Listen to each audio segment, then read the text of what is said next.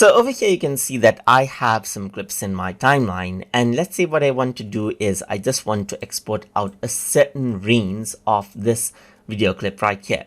In that case, what I can do is I can set in an out points right here, and then I can go around and export the content of those in an out point only as well. So over here you can see that I can go around and set an in point over here just like this, and what happens is that this in point is selected, as you can see right here, as I click on this button.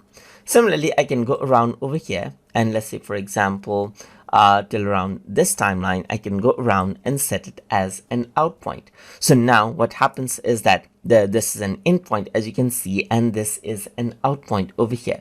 So in and out point is set. So now what you can do is you can go around onto export right here to export this particular portion out right here. And over here what you can do is you can go around onto export now and select in and out, or just add this to queue right here. In my case, I'm going to directly export it. So I'm going to select in to out area right here, as you can see. Once you do that, what happens is that this selected area right here now will get exported. You can see that from the editor, it has actually went around and selected out the in and out point, and then has simply added this into queue right here. So from the selected portion over here, what is happening is that it is rendering out the video, as you can see right here, only the selected portion, as you can see just like this.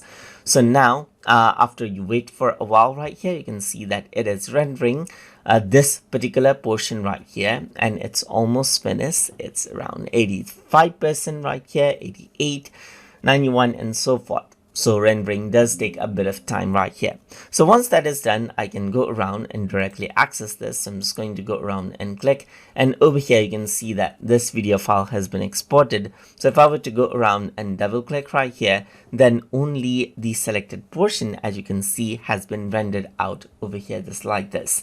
And that is how you can go around and export out the in and out points inside of HitFilm. So I hope you guys learned something as always. And as always, please like, comment, share, and subscribe.